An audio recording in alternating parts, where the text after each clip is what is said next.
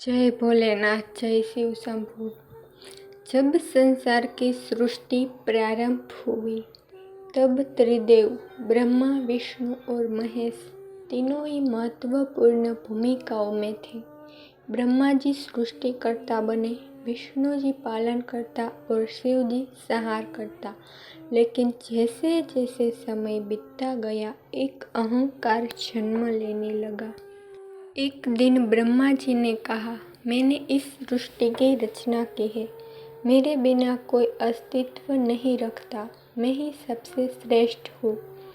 विष्णु जी ने मुस्कुराते हुए उत्तर दिया, ब्रह्मदेव, सृष्टि की रचना आवश्यक है, पर यदि मैं पालन न करूँ तो वह टिकेगी कैसे? मैं ही सर्वोपरि हूँ। ये वाद विवाद बढ़ता ही गया। स्वर्गलोक, देवलोक और पृथ्वी तीनों ही इन दो महाशक्तियों के इस वाद विवाद से विचलित हो गए। तब कुछ अद्भुत हुआ। एक दिव्य प्रकाश इतना प्रबल, इतना तेजस्वी कि उसकी ओर आंखें उठाना भी कठिन था। एक अनंत अग्निमय ज्योति प्रकट हुई। ना उसकी शुरुआत दिख रही थी, ना ही अंत। ब्रह्मा जी बोले, मैं ऊपर जाऊंगा, इसका सिर खोजूंगा। विष्णु जी बोले, मैं नीचे जाऊंगा, इसका चरण खोजूंगा। फिर ब्रह्मा जी ने हंस रूप धारण किया और ऊपर उड़ते चले गए। हजारों वर्षों तक वो उड़ते रहे, पर न आदि दिखा न अंत। थक गए और हार गए, लेकिन झूठ बोल दिया। ब्रह्मा जी बोले, मैंने इसके सिर को देख लिया। साक्षी के रूप में केतकी फूल को साथ लाए।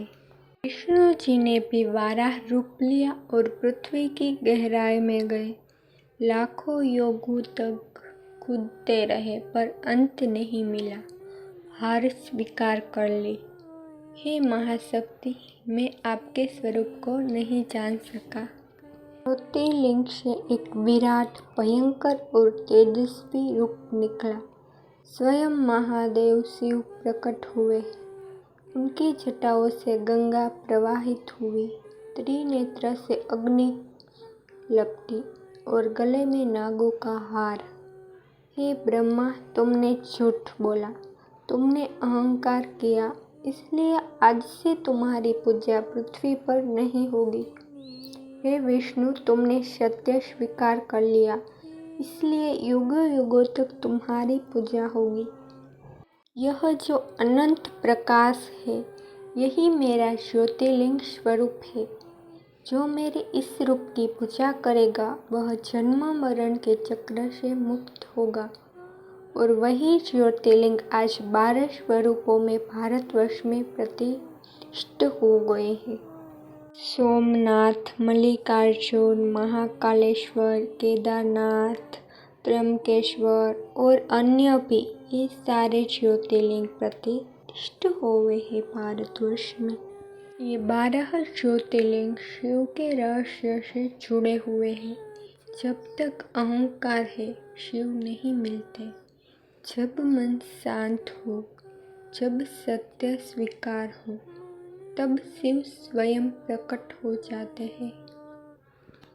जिस दिन अहंकार का अंत होता है, वहीं से शिव की कृपा आरंभ होती है।